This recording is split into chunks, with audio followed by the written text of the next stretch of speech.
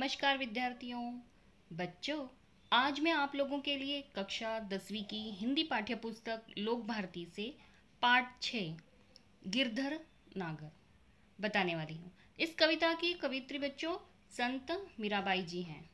बच्चों, संत मीराबाई के बारे में थोड़ा सा जान लेते हैं।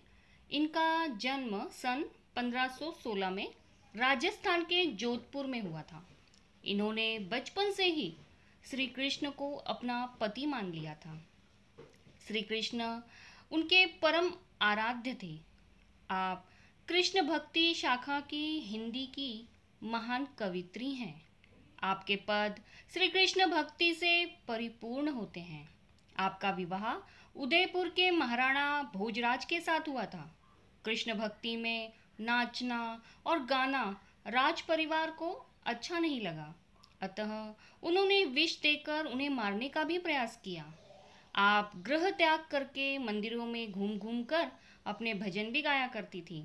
इनके पदों में कृष्ण प्रेम की तल्लीनता हमेशा पाई जाती है। बच्चों, इनकी कुछ प्रमुख कृतियां हैं, देख लेते हैं। नरसिंह जी का मायरा, गीत गोविंद, राग गोविंद, राग सोरठ के पद आदि। बच्चों, इस कविता के इस पद की प्रस्तावना इस तरह से है। गिरिधर नागर इस पद के द्वारा मीराबाई ने अपनी कृष्ण भक्ति को अभिव्यक्त किया है। उन्होंने अपने पदों के माध्यम से श्री कृष्ण की आराधना की है। उनके अनुसार श्री कृष्ण जी आकर इस भवसागर से उनका बेड़ा पार लगाते हैं। वो किस तरह से लगाते हैं, हम पद को पढ़कर देख लेते हैं। चलिए पद की ओर देखते हैं, किस तरह से मीराबाई श्री कृष्ण को अपनी प्यार, अपना अभिव्यक्ति प्रस्तुत करती है। सबसे पहला पद इस तरह से है बच्चों। मेरे तो गिरधर गोपाल दूसरो न कोई, जाके सिर मोर मुकुट मेरो पति सोई, छाड़ी दई कुल की कानी कहाँ करी है कोई, संतन ढिग बैठी बैठी लोक लाज खोई, असुवन जल सींची सींची प्रेम बेली बोई, अब तो बेल फैल गई आनंद फल होई, दूध की मथनियाँ बड़े प्रेम से बिलोई, माखन जब काढ़ी लियो छाछ पिए कोई, भगत देखी राजी हुई जगत देखी रोई, दासी मीरा लाल गिरिधर तारो अब मोही। बच्चों, इस पद का भावार्थ इस तरह से है। कृष्ण भक्त मीराबाई एक महान कवित्री हैं। उन्होंने कृष्ण को ही अपना पति मान लिया था। कृष्ण को पाने के लिए उन्होंने किसी भी पद की परवाह नहीं की थी। प्रस्तुत पद में, इस पद में मीराबाई कहती हैं कि मेरे स्वामी गिरिधर गोपाल हैं, वे ही मेरा सर्वस्व है। उनके अलावा मेरा किसी से किसी भी प्रकार का कोई संबंध नहीं है। जिस कृष्ण के सिर पर मोर मुकुट विराजमान है, वही मेरा पति है, वही मेरे रक्षक एवं पालनहार है। कृष्ण को पाने के लिए मैंने अपने माता पिता, भाई बहन एवं कुल का त्याग कर दिया है। उन सभी से मेरा किसी भी प्रकार का नाता नहीं है। इतना ही नहीं, मैंने तो अपने वंश परिवार की मर्यादा का भी त्याग कर दिया है। अब मेरा कोई कुछ नहीं कर सकता, क्योंकि मुझे समाज की कोई परवाह नहीं है। यहाँ तक कि मैंने लोक लज्जा को त्याग कर संतों के पास जाकर बैठना स्वीकार कर लिया है। संतों की संगति से ही मुझे कृष्ण की प्राप्ति होगी। मैंने तो अपने आंसू रूपी जल से सींच कर प्रेम रूपी बेल को बोया है। अब तो यह कृष्ण प्रेम रूपी बेल फलने फूलने लगी है और इस पर आनंद रूपी फल आ रहे हैं। मैंने दूध की मथनी से दही को बड़े प्रेम से मथा है। इस दही को मथ कर मक्खन को निकाला है और छाछ को छोड़ दिया है। इसका अर्थ ये है कि मैंने जीवन को मथ कर सार तत्व अर्थात मक्खन रूपी भक्ति को ग्रहण कर लिया है और सारहीन अंश का त्याग कर दिया है। भक्तों को देखकर मुझे प्रसन्नता प्राप्त होती है और संसार के रंग ढंग देखकर रोना आता है।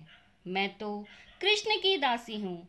अब तो मुझे तारने के लिए यानी इस भवसागर से मेरा बेड़ा पार लगाने के लिए स्वयं कृष्ण को ही आना पड़ेगा। इस प्रकार मीराबाई अपने आराध्य के प्रति इस तरह से समर्पित हुई है। चलते हैं दूसरे पद्यांश की ओर। वो इस तरह से है। हरि बिन कून गति मेरी, तुम मेरे प्रतिपाल कहिए, मैं रावरी चेरी। आदि अंत निज नाव तेरो, हिमाए फेरी। बैर बैर पुकार कहूँ, प्रभु आरती है तेरी। यो संसार विकार सागर बिच में घेरी। नाव फाटी प्रभु पाल बांधो, बूढ़त है बेरी। बिरहनी पीव की बाट जोवे, राख लियो नेरी। दासी मीरा राम रटत है, मैं शरण हूँ तेरी। बच्चों, इस पद्यांश में कहा गया है कि प्रस्तुत पद के माध्यम से मीराबाई यहाँ पे कहती हैं कि हे श्री कृष्ण, आपके बिना मेरा किसी भी प्रकार का अस्तित्व ही नहीं है। आप ही मेरे पालनहार हो और मैं आपके चरणों की दासी हूँ। मैंने अपने जीवन की शुरुआत से आपका नाम जपना शुरू किया है और जीवन के अंतकाल तक मैं आपका ही नाम जपती रहूंगी। आपके ही नाम रूपी नौका पर सवार होकर मैं भवसागर से पार उतरूंगी। मैं बार बार आपकी ही आरती गाती रहूंगी। मैं इस निरर्थक संसार रूपी सागर के बीच में घिर गई हूँ। मेरी जीवन रूपी नाव अब डूबने वाली है। आप ही मेरी नाव को डूबने से बचा सकते हैं। अतः आप मेरी जीवन नैया को पार लगाओ।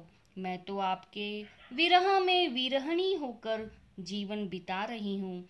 आप ही मुझे आपके पास आने का रास्ता बता सकते हो। मैं तो आपकी दासी हूँ। मैं हमेशा राम नाम का जाप करती रहती हूँ। चलिए चलते हैं अब अगले पद्यांश की ओर। वो इस तरह से है। फागुन के दिन चार होरी खेल मनारे, बिन करताल पखवाज बाजे अनहद की झनकार रे। बिन सुर राग छत्तीसु गावे रोम रोम रणकार रे। सिल संतोख की केसर घोली प्रेम प्रीत पिचकार रे। उड़त गुलाल लाल भयो अंबर बरसत रंग अपार रे। घट के पटक सब खोल दिए हैं लोक लाज सब डार रे। मीरा के प्रभु गिरिधर नागर चरण कवल बलिहार रे। इस पद्यांश में मीराबाई कहती हैं कि अब फागुन का महीना आया है। श्री कृष्ण से अब मेरा जल्दी ही मिलन होने वाला है। कृष्ण से मिलने की मेरी उत्सुकता अब बढ़ने लगी है। इसलिए मैं होली का त्योहार धूमधाम से मनाऊंगी। बिना करताल और पखवाज बजे ही मेरी अंतरात्मा में झंकार उठ रही है। उस झंकार को सुनकर मेरी आत्मा कृष्ण से मिलने के लिए उत्सुक हो गई है। मैं बिना सुरों की सहायता से श्रेष्ठ राग गा रही हूँ। मेरा रोम रोम रोमांचित हो गया है।